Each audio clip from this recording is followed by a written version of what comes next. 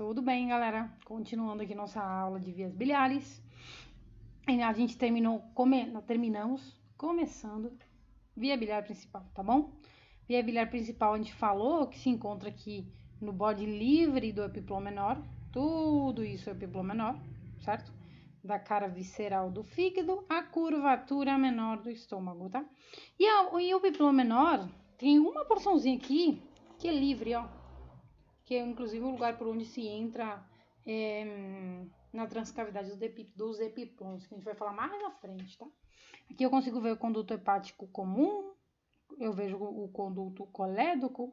Aqui em conjunto, gente, esse conjunto aqui é o ilho hepático. E esse ilho hepático, ele é formado aqui na frente e para a direita pela via biliar principal.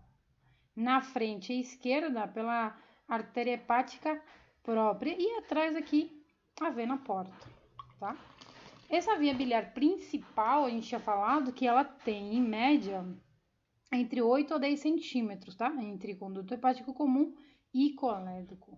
Falamos também na aula anterior que o diâmetro é de 6 milímetros, e isso é muito interessante, por conta dos cálculos, tá?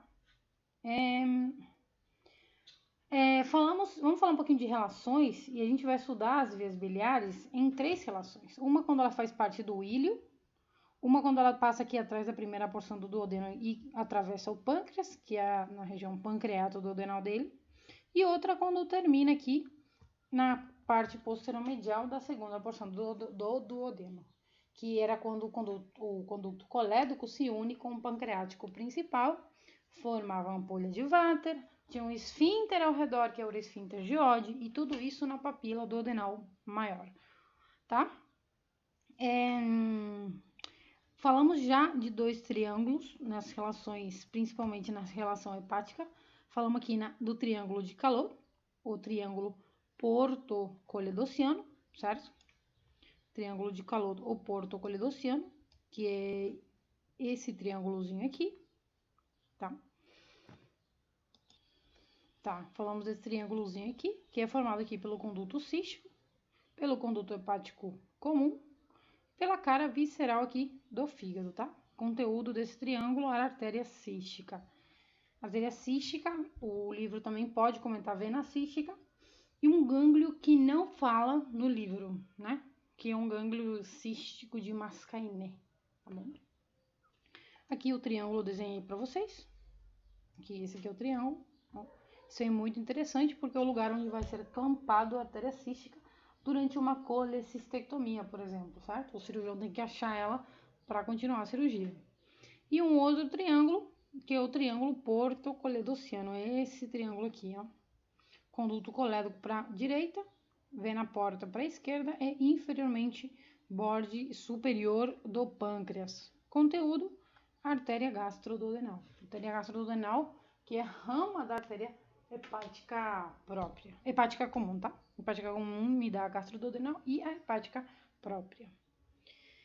E falamos da vesícula biliar, gente. A vesícula biliar é um reservório de fibra muscular, um reservório de bilis. Essa bilis produzida pelo fígado. E como é que essa bilis chega à vesícula biliar? Como é que essa bilis chega aqui na vesícula biliar? Chega por 2 maneiras. Olhem só essa imagem aqui, gente. Aqui. Gente, daqui a pouquinho eu vou falar que a vesícula biliar se divide em 3 porções. No fundo, no corpo e no coelho, tá? Se vocês olharem, o corpo e o coelho está em contato íntimo com o fígado, tá? Tanto é que quando eu retiro a vesícula do fígado, fica uma fossa chamada fossa cística, uma impressão de que a vesícula estava nele. Esse contato é tão íntimo que eu tenho uns condutos mínimos, condutos minúsculos, de condutos biliares minúsculos, que fazem com que o fígado libere diretamente essa bilis em la vesícula biliar, sim? Então, essa vesícula biliar vai se enchendo de bilis. Mas isso é a única maneira que a vesícula reserva bilis? Não, não é. Além disso, o Latarjet traz um outro sistema que vocês lembram aqui, o esfíncter de Oddi. O esfíncter de Oddi se contrai em cima da ampola de váter. Essa ampola de váter, esse esfíncter de Oddi só relaxa quando o píloro relaxa. Por quê? Porque se o píloro relaxou, é porque está vindo alimento digerido do estômago. Se o píloro aqui relaxou, é porque esse alimento está vindo do estômago, certo? Se não relaxa, aqui não relaxa. Então, enquanto você não está comendo, nesse momento de jejum, no momento onde já não tem a digestão, essas vias biliares elas vão se enchendo, certo? E por via retrógrada, à medida que ela for se enchendo, ela vai liberar também bilis na vesícula biliar. Então, tem duas maneiras. E me dice el libro, me dice entonces, já sei para que é a vesícula biliar, um reservatório de bilis produzida pelo fígado. Chega nela de duas maneiras. Tem aspecto piriforme, mede entre 8 a 10 centímetros de longitude, com um diâmetro maior entre 3 e 4 centímetros. E a direção, o livro fala que é o seguinte, a direção da vesícula biliar, aqui, ó, de frente para trás, certo? De direita para a esquerda e de baixo para cima, tá? Essa é a direção da vesícula biliar. A vesícula biliar, gente, esse aqui é o desenho que eu faço no quadro. Eu acho que eu sou melhor desenhando no quadro do que no caderno. Esse aqui é um desenho do caderno de um monitor meu, que eu sou ruim desenhando fora do quadro. Também nunca tentei desenhar no caderno. Pode ser que a gente comece agora, né? Dou um tereré aqui. Tá, gente. A vesícula biliar tiene tres partes. Tiene un fondo, tiene un cuerpo y tiene un cuello, ¿sí? Miren cómo interesante. El fondo sobresale el borde anterior del hígado. El fondo é mais anterior do que o fígado. Inclusive, o livro fala que esse fundo se relaciona com o cartílago costal 9, tá? Se adapta. E o corpo e o coelho, ele é íntimo aqui com o fígado, se adapta ao fígado, faz uma fossa no fígado. Esse aqui é um contato bem íntimo, tá bom, gente? O livro fala, então, que a vesícula tem um fundo, um corpo e um coelho. Fala, entre o corpo e o coelho, tem uma coisa bem interessante aqui, que é uma válvula da vesícula. Uma válvula da vesícula. Não tem nome, não tem epônimo no caso, né? Aí fala, o fundo, ele é totalmente anterior em relação ao borde inferior aqui do fígado. Tipo isso aqui, ó. Peraí. Tipo isso, ó. Isso aqui é o fundo.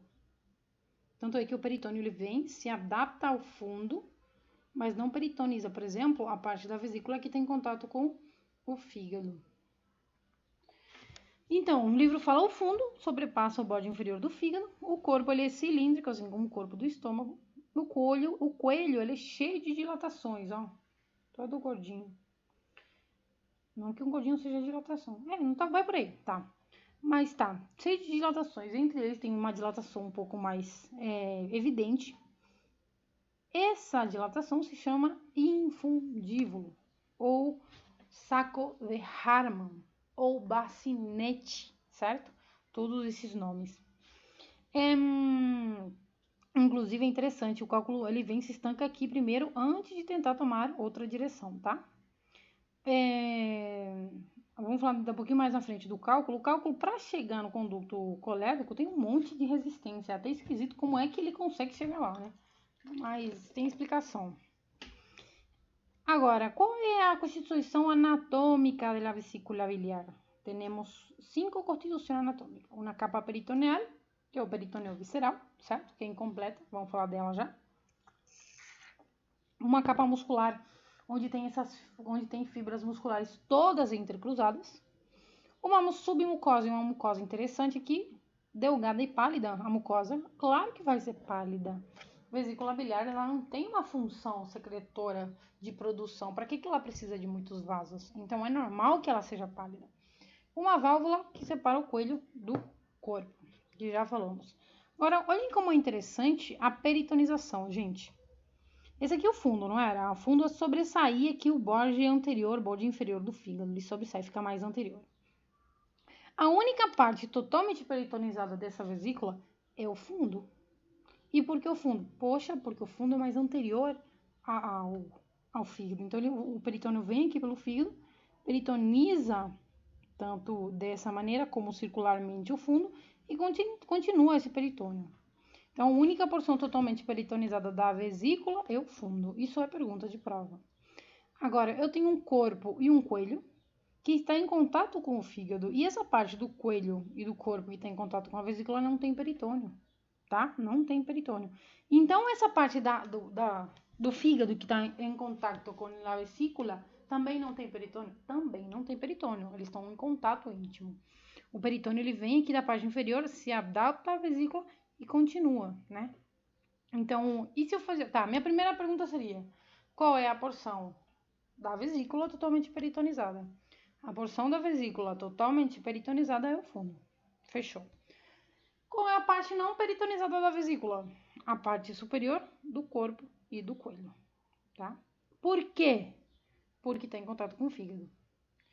E como está peritonizada, então, o corpo e o coelho? O corpo e o coelho está peritonizado tanto na parte inferior como nas partes laterais, tá? E isso, a peritonização, aqui forma um meso que o livro chama de mesocisto. Mas não está entre órgão e órgão, sim, mas ele, porque não tem relação com parede, acaba se chamando mesocisto. Agora, e isso que eu posso falar da vesícula, tá? Aqui, se eu for ler o peritônio, o texto que eu deixei para vocês.